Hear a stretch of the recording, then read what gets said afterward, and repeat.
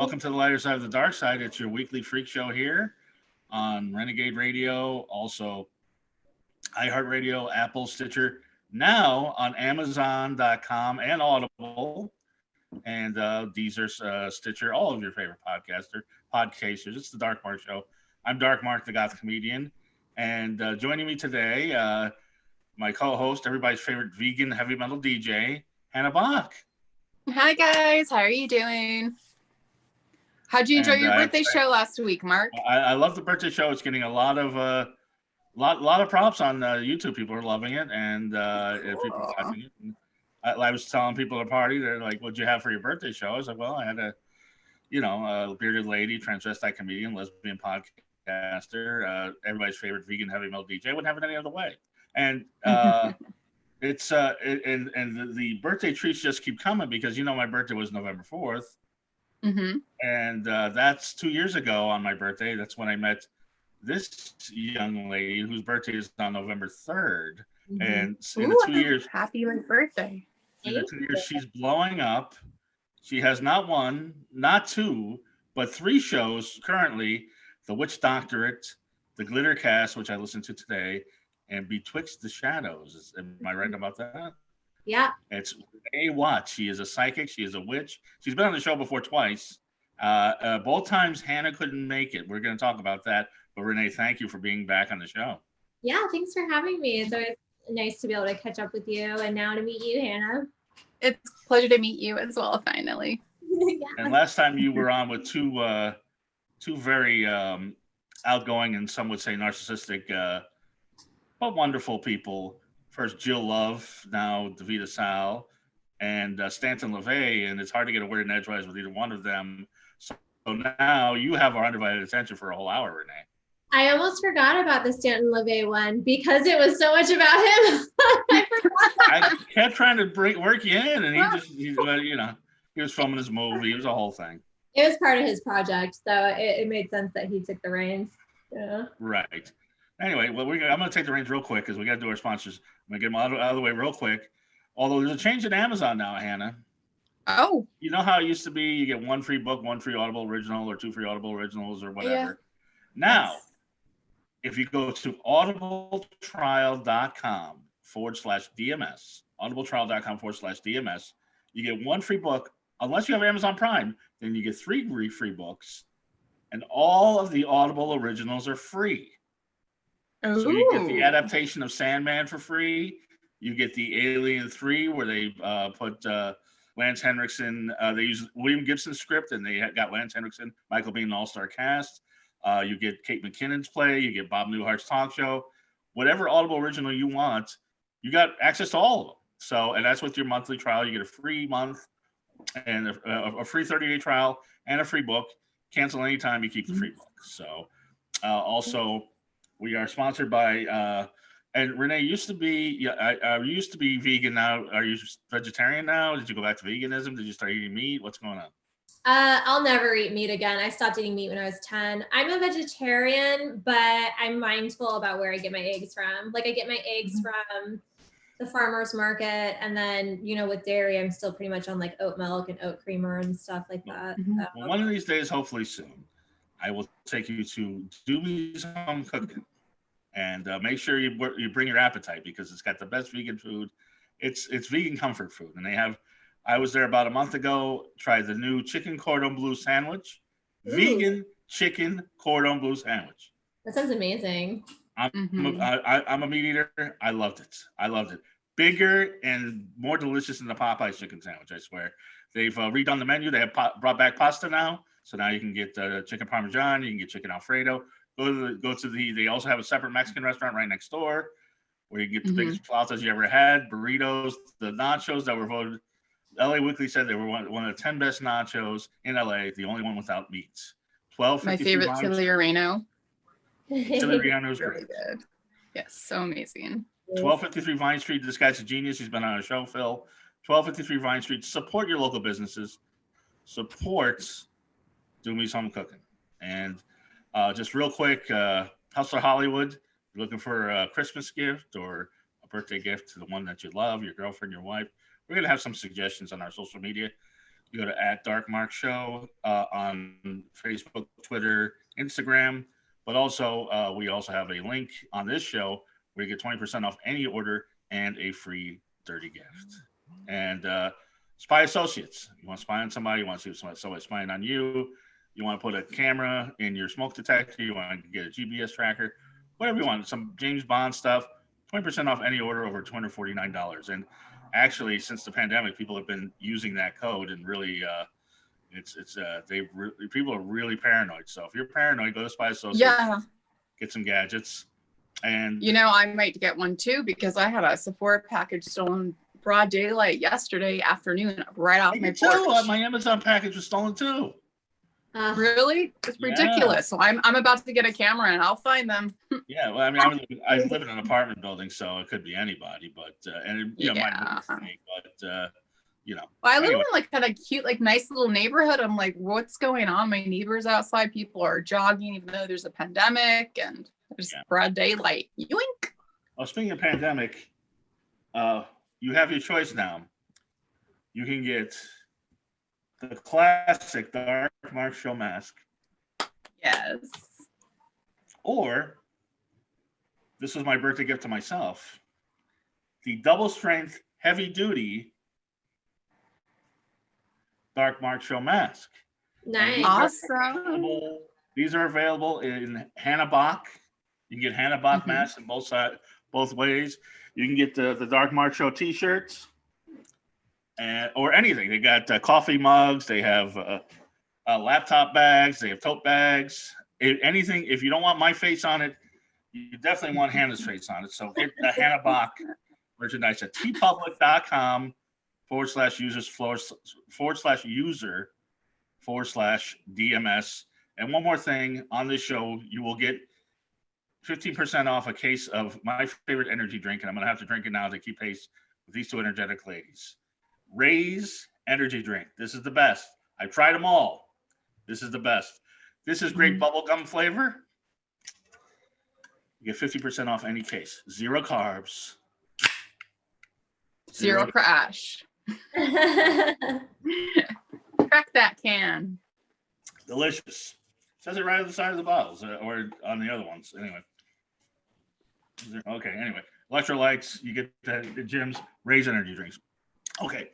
Let's start with the obvious. This is the 3rd time you've been on the show, Renee. I could talk to you forever. The other 2 times, Hannah was supposed to be joining us, and things happened both times. Is that some sort of supernatural occurrence, or what happened there? What do you think happened? I mean, well, I know the first time she wasn't feeling well, which was interesting because that was one of the times I actually did like channel both of your energy and like take notes. And so I had these like notes, but I was like, oh, I wonder if like she has an upset stomach or something. And then you were like, she can't make it, she's sick. And I was like, oh. So you knew she was sick before you came on? I didn't know until you told me, but I thought that I thought it might have been a solar plexus thing because that's where that chakra is. But then you said like, oh, she didn't feel well. And I was like, oh, okay, she's actually like, it was her being sick that I was picking up on.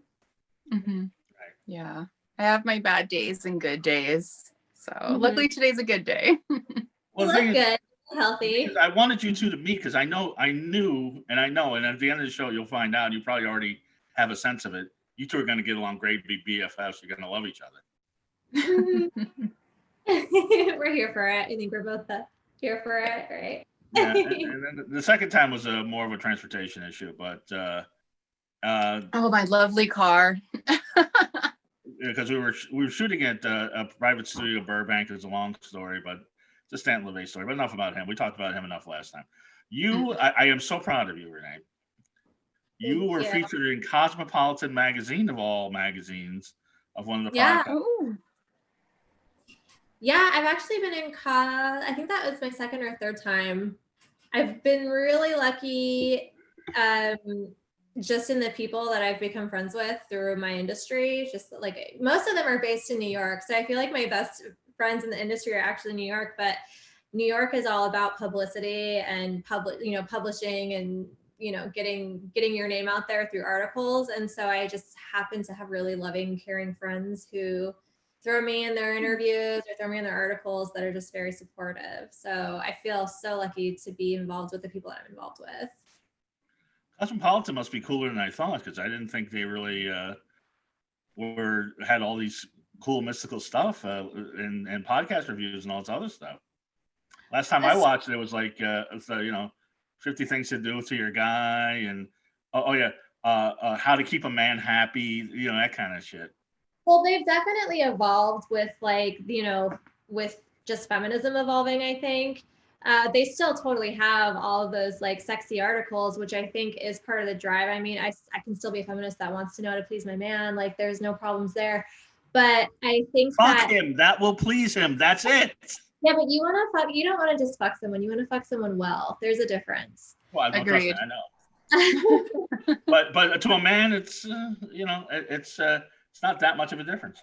Well, I can't attest to that, but I think that in the last few years, Cosmo's always had astrology. They've always had astrology, but I think in the last few years, with like the revamp of Sabrina and with shows like The Magicians coming out, there's just been a resurgence in the mystical sort of, unknown, mysterious parts of life. And I think just Cosmo's picked up on it. You think that's indicative of the culture in general? Yeah, I think culturally we've just sort of gotten to a place where, like, how much have crystals blown up in the past 5 years? I don't know how much. A lot, a freaking lot, man. The other night, a bunch of people were comparing crystals. I had no idea. I have no. They really have, especially with home shops now because of the pandemic. If you go online to like Etsy, there's a ton of different crystals and jewelry and healing rocks. Do you have crystals, Hannah? I have some from when I was a little girl because my mother worked in a shop in Alaska when I was little that had all of that. Oh, I didn't know that. Yeah. So I kind of grew up with that and all the incense and sage. I actually have my sage. Yeah. Go around the house. Yeah, totally. Yeah, for real. Because are you at your house or are you at the Crooked Path right now? I'm at my house. This is just my house. Just looks like a cult shop. I was gonna say, it's one or the other. I was like, wow, this is either the coolest occult shop ever, or it's where Renee kind of chills and hangs out. It's my office. Because not all of my Zoom meetings are this colorful, but I hate white walls. I want there to be color on my walls, just because it affects my mood so much. Having color around me, I feel like I'm really just. It's an important part of my, just feeling at comfort within my own home. That's interesting because, obviously when we were talking before, you really became of age in the, you formed a coven when you were 13. You discovered the Arizona punk scene and obviously the goth scene. So you wouldn't paint your walls black, but they have to be colorful. When I was like in the punk scene, I had 2 red walls, and then the smaller walls, I had 2 accent walls that I hand painted zebra stripes. So I feel like that was kind of anarchist punk rock. It's still kind of gothy, but I mean, this is still like a dark purple. It's not like, I will never have a yellow wall by choice. I'm never gonna or orange, like that's not happening. But right. It's a very pretty like amethyst purple. Yeah, and I mean the reason I painted it purple too is because I do all my readings from home in this room, and purple is affiliated with the third eye and our intuition, but also magic. And so I want to feel like my workspace is a magical place where I can do the work that I need to do, and just let that energy sort of flow freely. Okay, which leads me to this question. And by the way, before I get to this question, I'm colorblind. Am I missing like a lot of life or what? I don't think so. I mean, a red-green colorblind. It's not that huge a thing, but when they show you the pictures, you're supposed to, a word's supposed to pop out. I never see it. Right. I think that, I can't really speak to that experience, so it would be hard to comment one way or the other. But do you feel like you're missing? I think it's just a different perspective. I don't necessarily think it lacks. Okay. But again, it's not my experience, so it's hard to comment on. All right. Well, I think we're all missing some things. I mean, you use more of your brain power than everybody else with your intuition and your spirituality and your psychic abilities and everything else, and your magical abilities. This is a question I definitely want to get into. I'm glad we're getting to it really early. I was hashtagging your picture with magic with a K, and I know there's magic with a C, but then I was on your website and you were talking about magic with CK. So what's the difference between the three? Well, I've never really dealt with magic with just a K. It's always been magic with a C or magic with a CK. Magic with a C refers to stage magic, and magic with a CK, that was actually a spelling that Aleister Crowley came up with, and it was basically to differentiate, occultism from stage magic. Okay. So it's all the same. Well, what's the asterisk and one's? It's not like I've always heard magic with a K is evil and magic with a C is good. And magic with a C, as far as I know, is like something a magician, like a stage magic person would do, like someone who's gonna like do some sleight of hand. Yeah. If you're looking at a magic with a CK, like that's like a ceremonial magician or a witch or something like that. Okay. It's really just to differentiate. So and Renee is a legitimate witch, Hannah, and I'm sure she even has the podcast to prove it, the Witch Doctorate. Mm-hmm. Did you get a doctorate in witchery? I mean, did they have that online, or what happened? Well, so I started that podcast because I wanted to, trying to grow my career. I felt like I needed to be able to produce content, but I also didn't want to have it take away from my personal studies and being able to learn and grow as a witch or as a psychic. And so the concept when I came up with it was that every semester I was going to have a new topic. So the very first semester, I just dove into astrology super hard.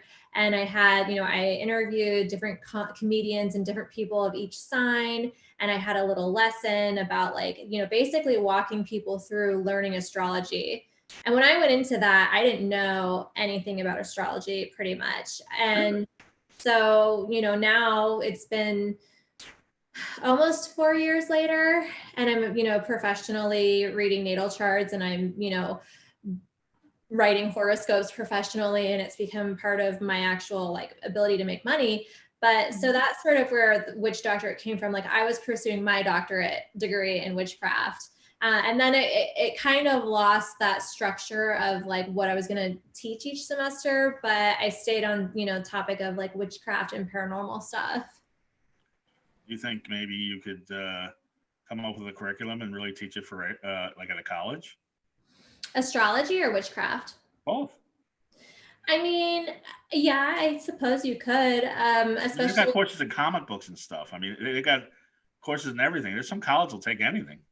Yeah, maybe I'll look into that. I think that you have to have a legitimate doctor's degree though to be a professor. So I don't know. I guess that you'd have to get that in religious studies or philosophy or something in order to.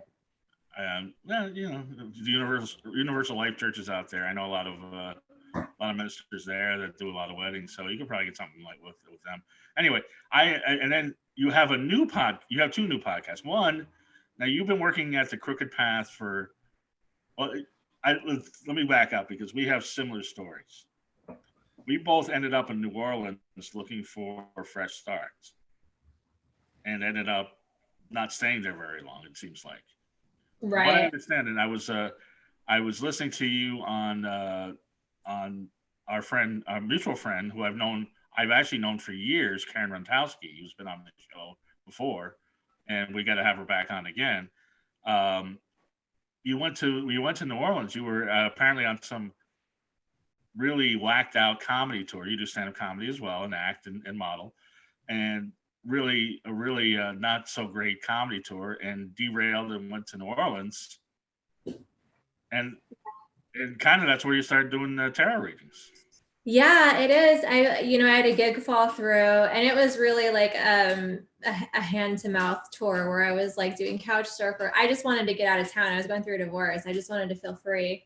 And one of my gigs fell through and I needed that money to get home. So I thought, well, I'll go to New Orleans and I'll strip because I've done that. You know, I did that to make money as well on part of the tour. And when I got there, I got hired at a club, but I wasn't like super excited to do it because it's just like that job sucks, especially if you're, you know, it doesn't suck for everyone. And I don't want to disparage the profession because I think it's a great option and it really helped me, you know, have the freedom to build my career for what it is now. But when you're a sensitive person, when you're empathic, like that job can just wear down on you because people aren't always respectful.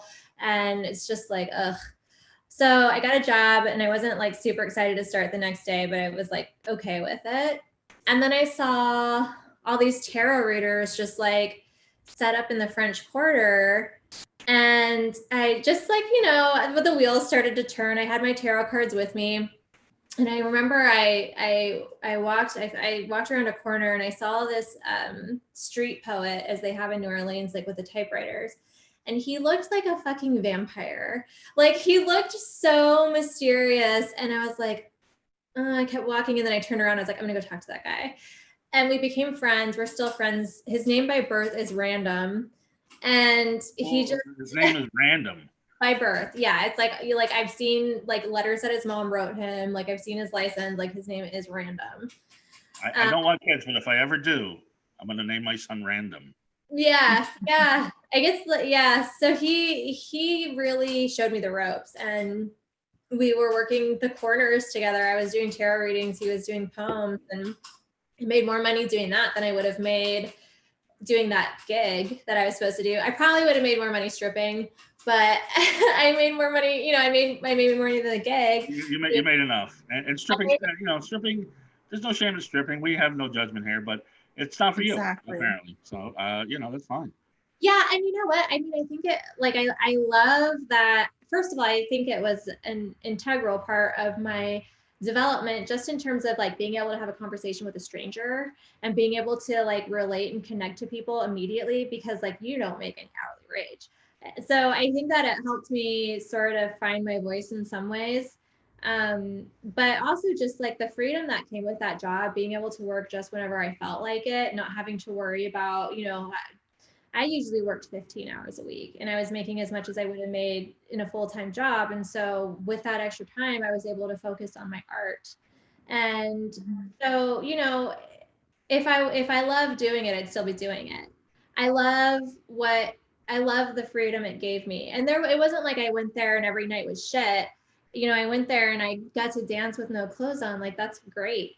But I would just rather be doing this. By the way, I about a year ago, I happened to click on an Instagram story of you. Mm-hmm. And I did catch you nude. You caught me nude? You were dancing, doing something. Was it one of my stories? It was yours. That sounds possible. I used to be riskier with my 24-hour Instagram stories. I've become a little bit more. It like flew by and I was like, what was that? I had to go back. Oh yeah. It was like, and then I didn't linger too long, but I was just like, it was so shocking that to see you nude that I mean, you're beautiful, but I was just like, what? I wasn't expecting to see that. Yeah, I think yeah.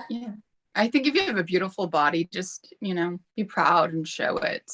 I'm a very sex positive person for, you know, whatever anyone's comfort level is. I've kind of become a little bit more conservative just because not everyone is like super receptive to nudity or like being scantily clad. And I want to have a welcoming presence for anyone who could be seeking guidance. So that's kind of where I've changed like my professional, what I'm projecting and what I'm putting out there.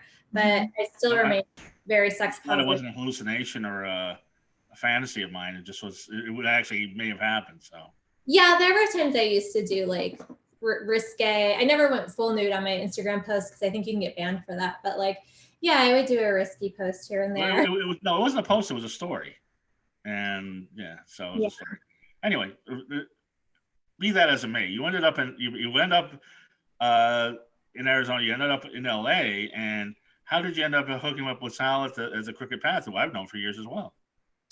So that was kind of fated, I felt like, because I used to live in San Francisco and one of my old San Francisco friends lived in LA and I didn't know very many people when I moved out here. So I reconnected with him And he lived in the same, at the time he lived in the same building as Sal and Popey, the owners of the Crooked Path. And he does woodwork and stuff like that. And he built their shelves. And so I was new to town. I hung out with him. He's like, oh yeah, like you should check out this shop called the Crooked Path. And I walked in there and I was like, oh, hi. Like my friend Joel told me about this place, blah, blah, blah. And Sal just goes, hey, do you do readings? And I was like, yeah. And he was like, can you teach? And I was like, yeah. And he's like, do you want a job? And I had been in LA for like less than a month, and the store had been open for like less than a month. And so we just like, you know, I moved there right when it opened, and I've been there ever since. I mean, that's just like the beginning of my LA journey was at the Crooked Path. If you were there a month before, it wouldn't have been there. If you were there a month after, you probably would have hired somebody else. Yeah, maybe. And I'm there. I've been with them since the beginning. So I'm their lead tarot reader now, and I schedule and I hire all the other tarot readers. So it's nice because it's like there's a position, you know. Hannah, are you familiar with Sal and the Crooked Path? Huh? Excuse me? Do you know the Crooked Path, Hannah? Are you familiar with Sal and the Crooked Path? I am not, no. It's in Burbank, and I know that's a haul for you, but it's a great shop. Sal I've known for years, and I went to the shop. Renee gave me some stuff to bless my new apartment with some sage and stuff. Oh, and then I'm listening to you, and you're like, "Don't use sage," or you're like, "Oh, for a new apartment, use sage, but don't." Yeah, I don't know, but yeah, I've only been to the Psychic Eye because that's the closest shop to me, like here in the South Bay. Nice. Well, when things open up and you're in the Burbank area or the Hollywood area, you got to swing. I got to go there again, but I'm going to tell you what I'm thinking of doing, Renee, later on the show. But you and Sal now have a new show on YouTube now, and you're live streaming it as well, Betwixt the Shadows. Mm-hmm. And he's quite a character. No, you definitely should check it out, Hannah. Tell everybody a little bit about Betwixt the Shadows.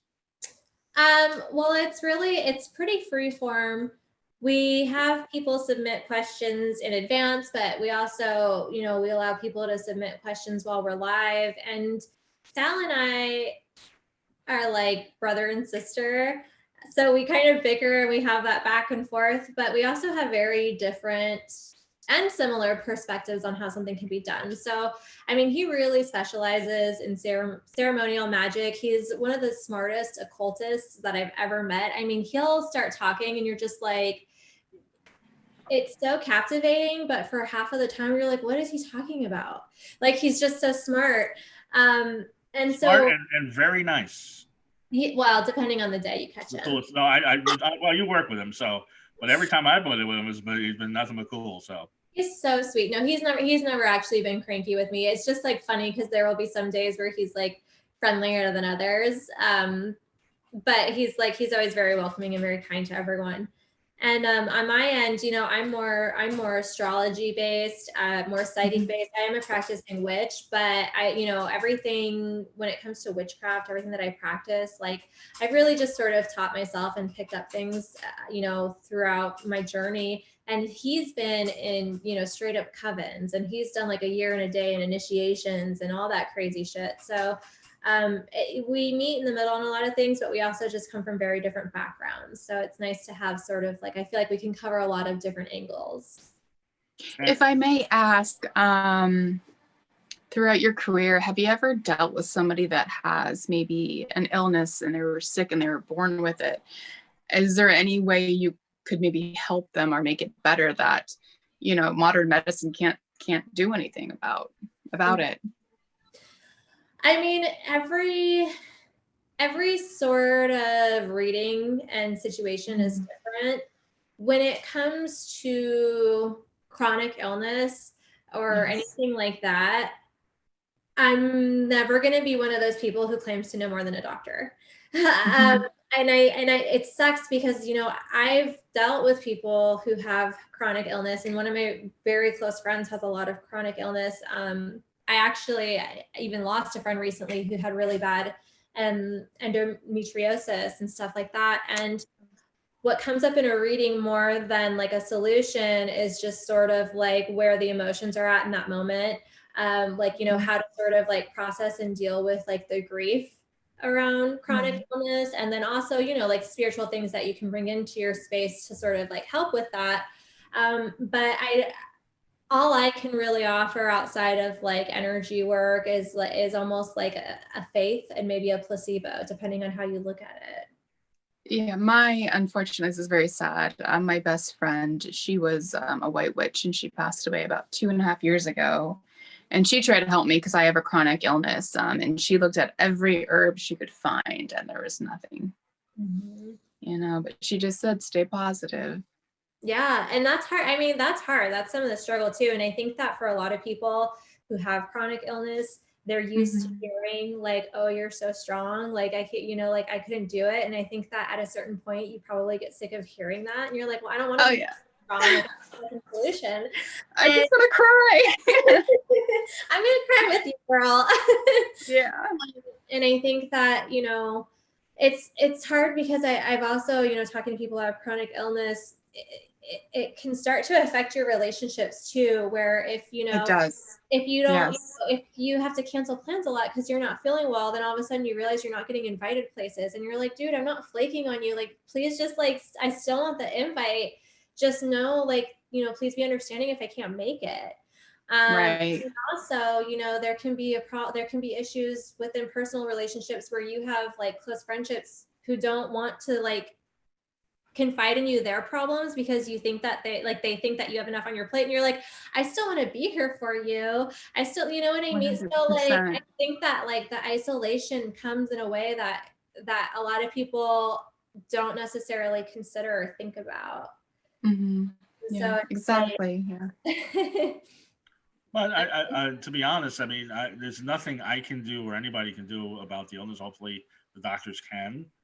But since I've met you, or, you know, we met, but, you know, since we started doing the show, I would say now in 2020, oddly enough, in odds with everybody in the world, I would say you're in a much better place right now than you were in 2018.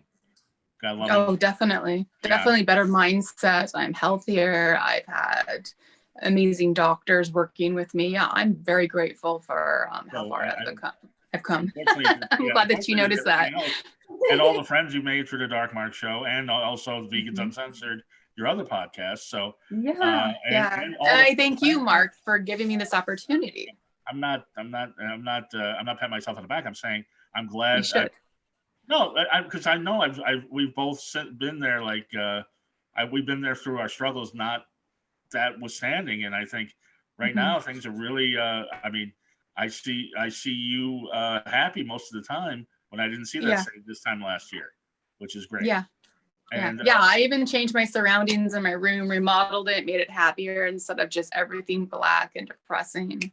Yeah. The magic of feng shui. STKK, whatever. Anyways, I was going to say now, and you and Sal have a nice little brother-sister teasing banter. So I got to watch some more episodes. I just caught one and I thought it was great. Your other podcast, now, you had Witch Doctorate, you got Betwixt the Shadows, and I think Betwixt the Shadows is the latest one. But you started the Glitter Cast. And I guess, for some reason, I can't do a show without cops just barreling down the street with their sirens on. Welcome to LA, or helicopters. Oh, no, and we did a show a couple weeks ago after the Dodgers won, and just fireworks all over the place. But anyway, all the way in your area, all the way in my area, it was like boom, boom, boom. But boom. I shouldn't have this emotion, but I am envious because you got to interview Elvira, Mistress of the Dark, which I listened to both parts of that today, and also upcoming, you've got Dita Von Teese coming on the show. You got just so many crazy guests that I would love to talk to. And I've met Dita Von Teese. I've hit on Dita Von Teese, but I've never met Elvira, Mistress of the Dark. And you know how People Magazine has the sexiest man alive? Yeah. To me, she's the sexiest woman alive still. She's so hot. It's crazy. I can't believe like she's gonna be 70 next year, and she's. I know. My grandpa too. He loves her, and he loves her personality, and he's just like, she's so cute. With or without the Elvira makeup, she's just stunning. No. Yes, she is. Yeah. And she's still got like a bit, you know, such a youthful presence too. And so smart and so funny. She is all those things. And Hannah, I recommend you listen to this episode, but I will. There was a lot of stuff. First, apparently she was talking about she bought a haunted house. Now, did you know Elvira? I mean, are these people that come into the Crooked Path? Is that how you meet them, or how did you meet Elvira? We live in the same neighborhood, and we have okay. some mutual people in common. So that's kind of how that happened. It's a good neighborhood. Yeah, it's nice. You got the Witch Doctorate. You got Elvira, Mistress of the Dark. Probably, who knows who else is out? Who else is there? And probably Eddie Munster, and who knows who else is there. Like I live on the spookiest street. Yeah. It's crazy. It's like the Addams Family. They were the only ones on the street. You're on the street where like there's one suburban household, and the rest is Elvira and Nicole Watt and all these other people. But so you guys, because you definitely were old friends. She was gonna, at the end of the show, she's gonna loan you a book that she got from Elvis Presley. Not that she didn't get it from him. He recommended it to her. Oh, okay. Yeah. But well, first off, I wanted to talk about you got to hear the story, because she lived in a haunted house. Mm-hmm. Well, first off, I found out that she was married to a guy named Mark. That I didn't know. I also found out that you can't swim, which is another thing we have in common. But, I can't swim either. I'm with you. Okay, well, there you go. That's the three of us. So Elvira moves into a haunted house, and I didn't catch from the interview, but was she already Elvira when she moved into the house, or was she still like? Yeah. Oh, so the irony. Yeah, definitely. It's pretty cool. Yeah, and then she ended up selling it to Brad Pitt, apparently. Yeah, he still has it. Oh. Like totally, it was a property that was split up into a bunch of other properties. And so he bought that house, and he started buying up the original properties like that were converted into houses. So he started to buy back, parts that were sold off, and he's like restored it to its original glory. Okay. It's called Briarcliff Manor. You can look it up on, Briarcliff. Oh, okay. Los Angeles is what you want to Google, but you can see, some backstory. You can find it online. I've heard of Briarcliff Manor. Now it's all making sense. I was listening and doing other things, so I didn't catch that. But yes, I've heard of that. And she did. Even her husband, who was skeptical for a while, even was just like, I'm starting to see it. I'm going to get the fuck out of here. Yeah, pretty much. And then that was a great first episode. And then the second episode was about manifestation. Mm-hmm. And how she, when she, apparently every time she sees a movie, it comes true, because I know. She saw an Elvis movie and then ends up dating Elvis. She saw some other movie, and I mean, there were like 3 movies, and then she saw Legends of the Fall, and then Brad Pitt Wants to Buy Her House, and there was some other movie that she saw that something happened from that. With like Nicolas Cage, she was talking about like this Nicolas Cage movie she was watching, and how she kept dreaming about him, and then he like appeared behind her and offered to buy her and her friend a drink, like as she was talking about it. Right, and that was the least sexy part of the interview. I was just like that. I almost turned. I'm not a big Nicolas Cage fan, but anyway, I don't get. I love him. People do. So, but anyway, so she was telling somebody how sexy. She saw Moonstruck, and she was telling her friend how sexy he was, and then she gets a tap on the shoulder. He's like, "Can I buy you a drink?" Yeah. So, which is the law of attraction, which is the secret, which happens. And the thing is, there's a couple things I want to ask you, and I wanted to get because I gave you our astrology charts, and we're almost out of time already. And I know we really got to have you back, but we got 15-20 minutes to go. But I do have one question too before we end the show for her. We're not ending the show yet, but go ahead with your question. We'll get into my stuff because it gets a little involved. Okay. Go ahead, Hannah. By the way, Zoom sucks. There's always these delays. Are you able to do psychic readings on Zoom? Yeah, that's how I typically do psychic readings. So you can feel the energy kind of just by looking at us. Yeah, so I usually, when I book a psychic reading online, I'll have the person send over a photograph of themselves, and that like clearly shows their eyes. And I look at their photo, and for about 20 minutes before I speak to them, I'll sit down in a meditative state and I'll look at their photo and I'll basically psychically connect to them, psychically connect to, their guides or whoever's helping them from the other side. And I'll take notes and I'll look at, how does their body feel? Do I start to feel a pain somewhere when I'm channeling this person? How do my emotions feel? And so I have a little bit of a checklist of things that I like sort of look at. And then, once I connect with them on Zoom, I'll be like, hi, I've got 2 or 3 pages of notes, but what do you want to know about? And then it's sort of like, that's how it unfolds and evolves. But I actually you take it in too, right? You feel it. Yeah. That's exactly how my late friend was. Yeah. Just like that.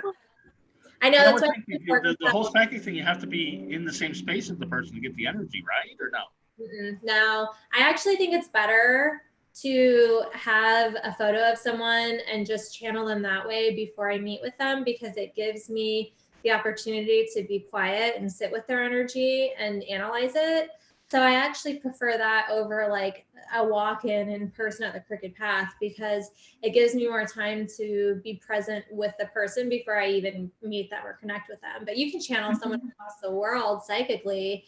They don't need to be in the same room as you. Okay. What's your question, Hannah? I remember when I was a teenager, we walked into this witch shop called Obscurity. It was this tiny little shop. And this man came up to me. He says, you were something in your past life. And I've always, ever since then, and it's been 20 years, I want to do a past life regression. Have you ever done anything like that? I have not done a past life regression. I am supposed to do one coming up with one of the crew members for Betwixt the Shadows. Her name's Jackie. But I haven't done one myself. I've done like meditations on my own, but I've never actually been put into a state by a hypnotherapist. Okay. Do you believe in them? Are they credible? In past life or past life regression? Past life regression. I think that if you're going to do a past life reading or get past life regression done, it needs to be with a licensed hypnotherapist. But when it comes to past life readings and things like that, it's a really hard thing to prove.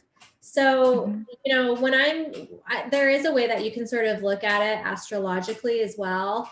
But if I'm going to be doing like a past life, or if I'm going to be not a past life reading, if I'm going to be doing like a psychic reading in general, I try to keep it focused on what's helpful to the person now. And I don't necessarily know that past lives are always a part of what's helpful to us now, Because the knock on it, the skeptics will say, everybody's a princess or a knight or a king in a past life. There's never a janitor in a past life. There's never or it's something you may have been like. Sometimes I feel like maybe I was a bad person in my past life. That's why I was born with a chronic illness. There's like so much out there you just think of. No, it's true. I mean, it's her right to think that. I think that if you've got a chronic illness, you're going to try to explore the different realms of your psyche. I don't necessarily think that even thinking that would maybe even make you feel bad. It's just like, I wonder, you know what I mean?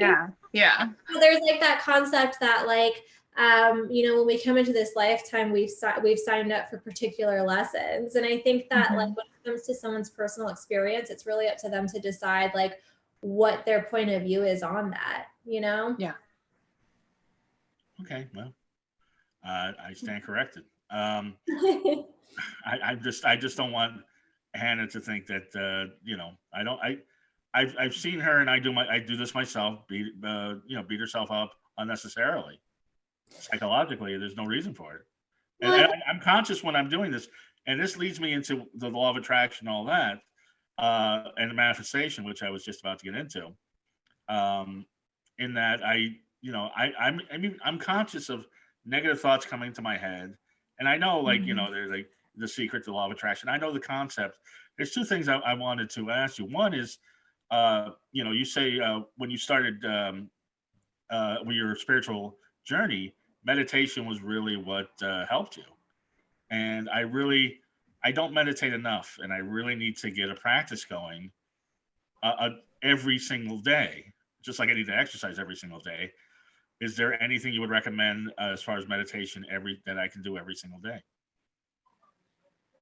Yeah, I mean, I think that like it depends on, when you're meditating, is this a situation where you're having a hard time relaxing? Like, does your mind work too fast, or do you fall asleep? Like, it's sort of like what happens when you're meditating. That's one of the things that's worth looking at. I think that people often feel pressured to reach a state of. She froze. The Zoom froze. No. That's that she was talking about getting into a state of. And I hope that she's listening to us and she gets that corrected. But unless she's really in a deep meditative state, which is entirely possible, that froze her entire body and she's concentrating Or maybe it's just the Zoom app. The Zoom wants to meditate for a moment. Well, I think Zoom's paying me back for saying Zoom sucked earlier in the show. I'm going to text Renee and let her know that the okay. But anyway, hold on one second. Here she goes. Oh, you froze. I did. Where did I leave you off? You're back. You're in such a deep meditative state, you froze. But okay. So, I mean, I think that there is a pressure to reach a state where you're not thinking about anything. And I don't necessarily know that that's a realistic thing to ask humans to do, because our minds don't ever stop. We even dream. So I think I usually don't. I very rarely dream. You must dream. You just probably don't remember it. I very rarely remember a dream in the morning. You know what you should do? You should set an intention before bed. Say, I intend to remember my dreams. And then as soon as you wake up, try to remember it. Okay. There are actually also stones that you can put next to your bed.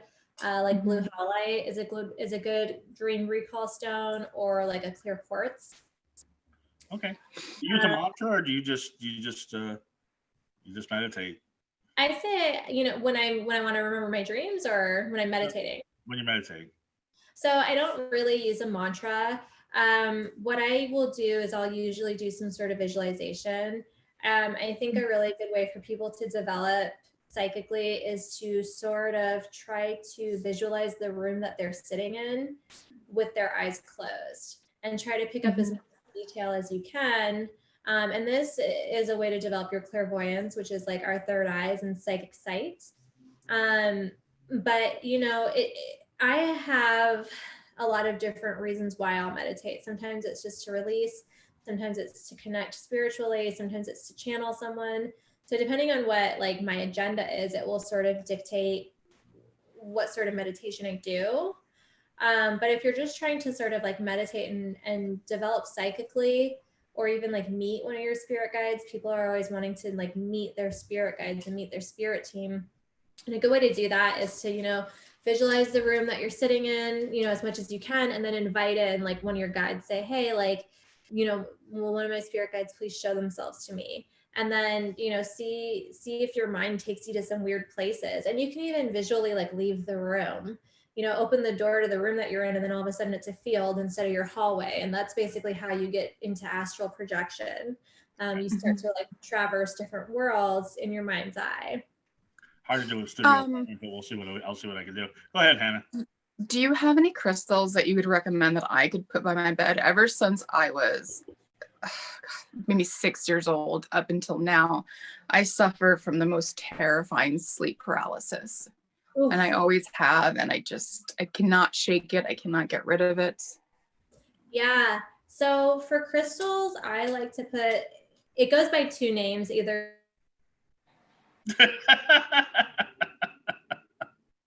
There she froze again. She was just about to tell you the crystals. Yeah. And then now she's frozen.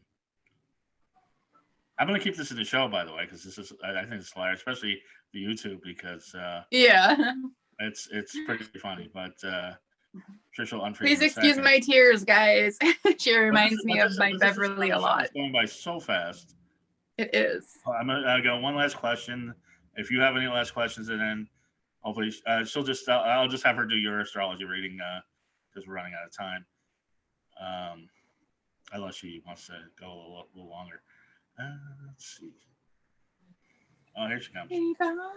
Yay. You froze right when you were going to say the name of the stone. Okay, so it's either referred to celestite or celestine. And that's my favorite crystal to work with if I want like pleasant dreams.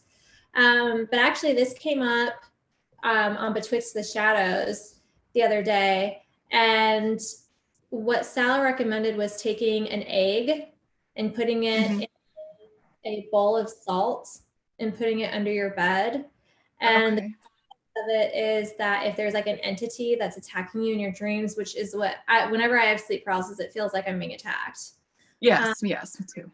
Yeah. And so the idea is that because the egg is like an embryonic sort of symbol and it represents something that's more than you, that whatever it is will be more attracted to the egg.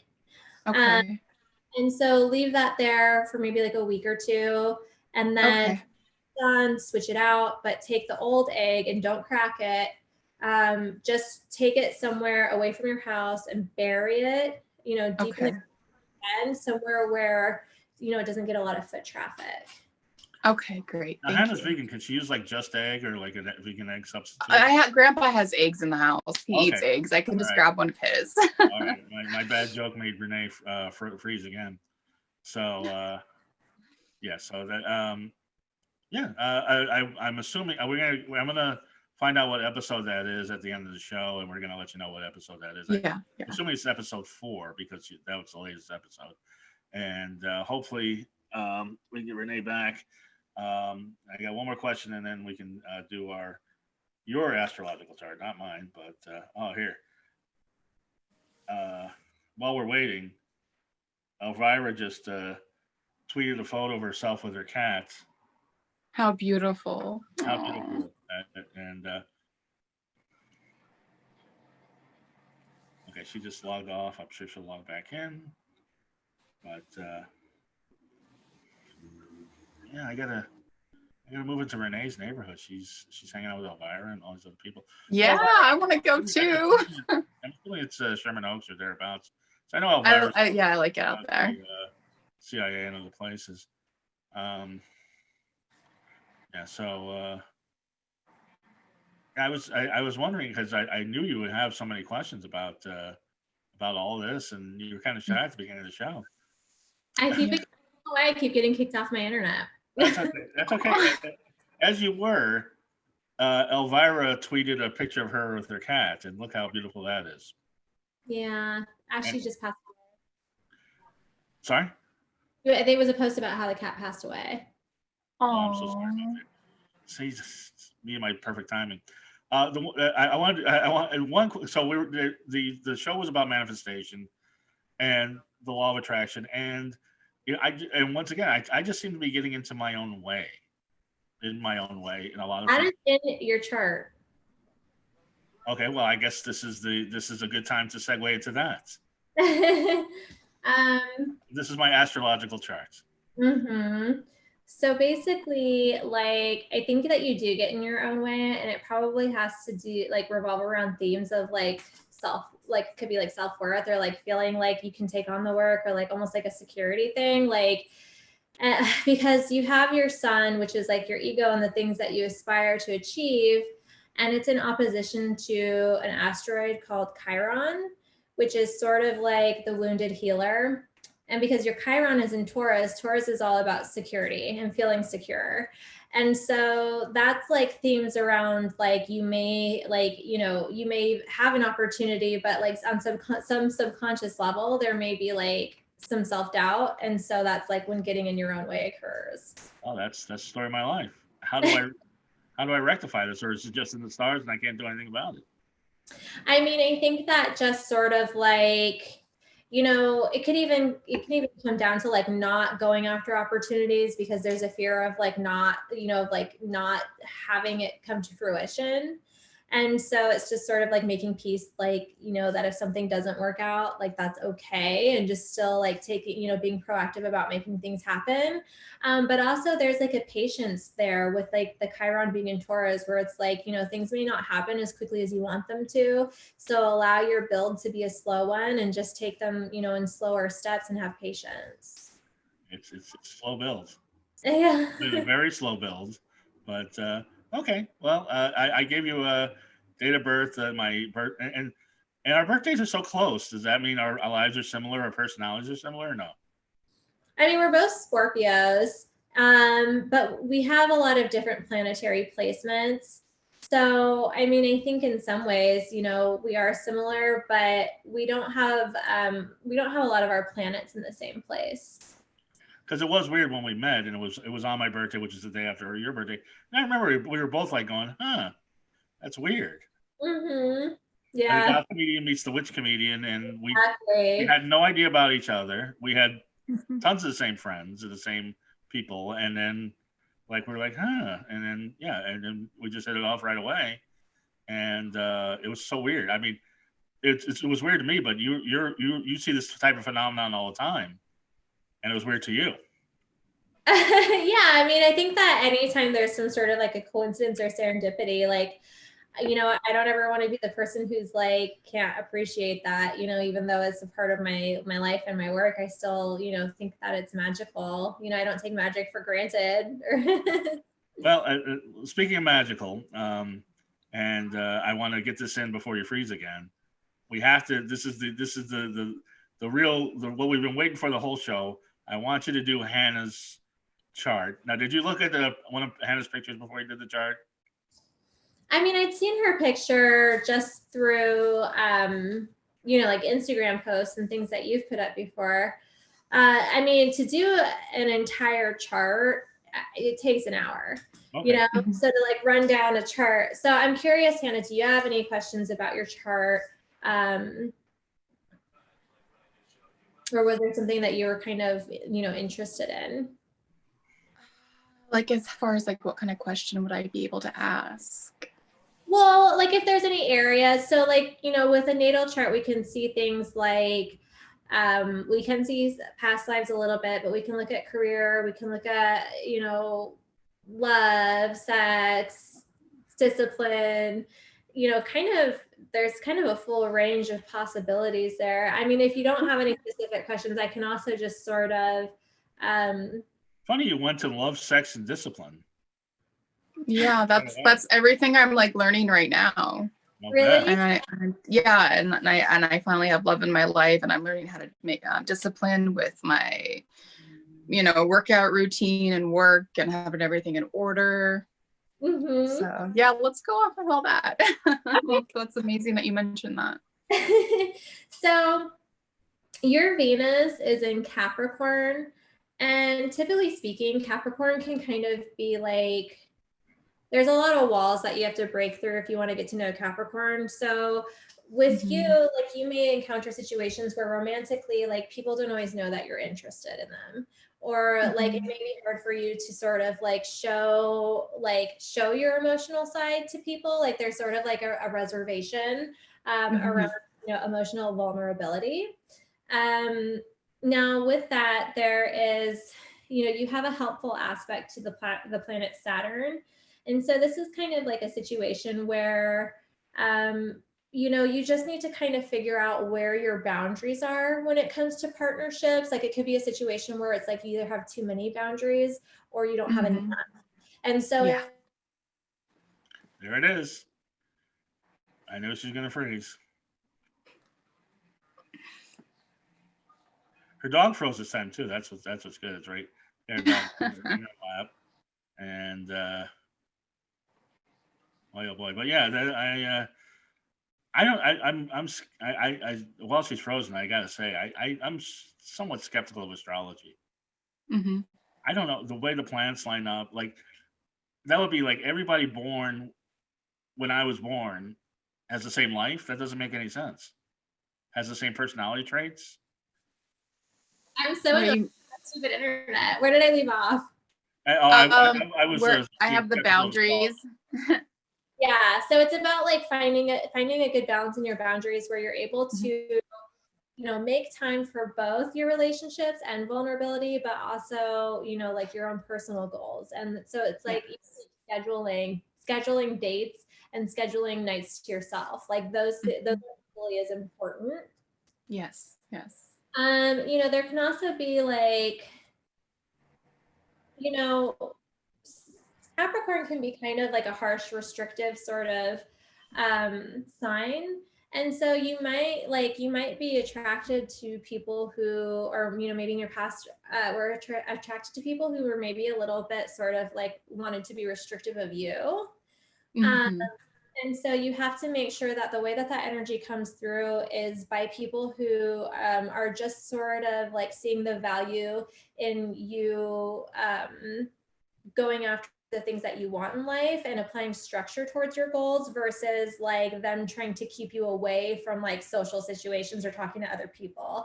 So like there's a healthy way that energy can come through, and then there's an unhealthy way that that energy can come through. Does that make sense? Okay. It does. It really does.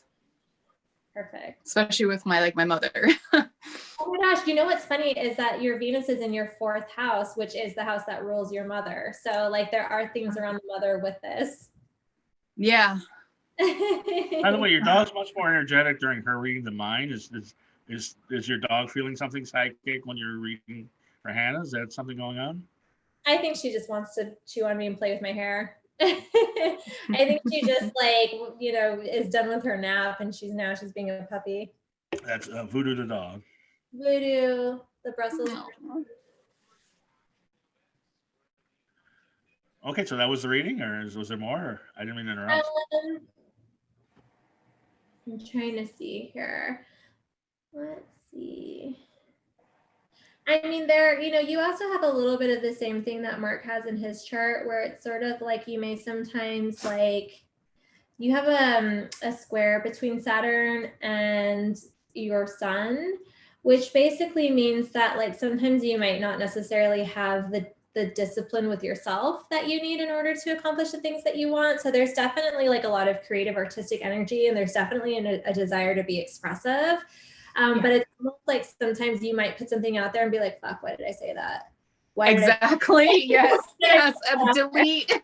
Yeah. And so it just comes down to like just being a little bit more methodical about the work that you put out, and sort of like, you know, even if it comes down to like having like a step-by-step plan that you lay out for yourself, or even if it comes down to like if you need help with like certain aspects of your career, like asking for hiring people, or like even, you know, doing like a trade, you know, so that you can sort of not feel like you have to take everything on. And with your son, you know, with your sun being in Aquarius, there can also be a little bit of a like, you know, you have some stuff in your chart that you may sometimes like have a hard time changing your mind about things. And so it's like sometimes someone may give you good advice, but you might have like this little bit of a rebellious edge to you where you're like, I'm going to do it my way because I'm myself. Like, yeah, exactly.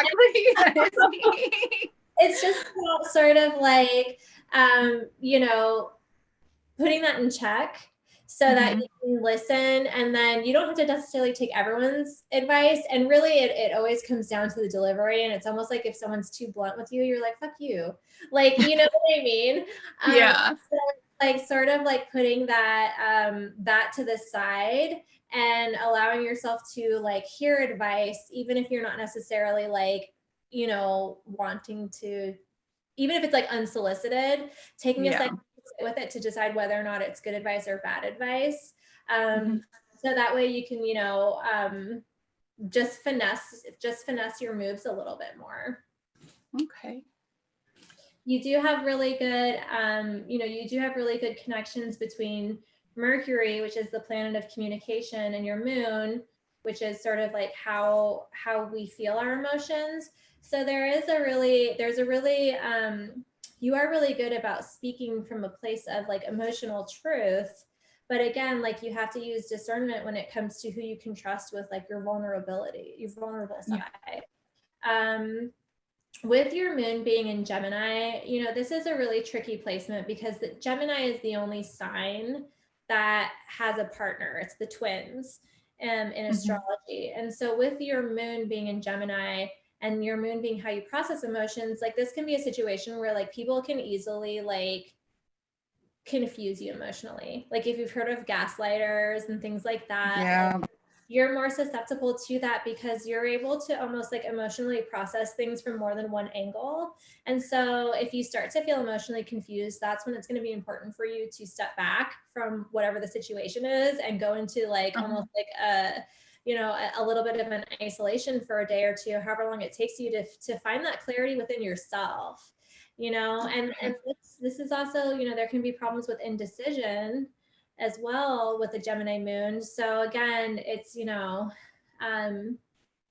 allowing yourself to slow down and quiet down to get the answers. And if you feel like you're not, able to fully come up with a solution to something, that's when you sort of like, it's good to ask your spirit guides, like, hey, can you please show me clarity on this? Can you help me find clarity on this?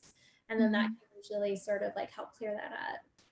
Great. Thank you so much. Well, that was so spot on. Yeah. When you said sex, love, and discipline, I thought, as I've been predicting, that Hannah's going to be a dominatrix someday. But she has good aspects for being a dominatrix. She does. I've been saying that every time we have a dominatrix on. She does.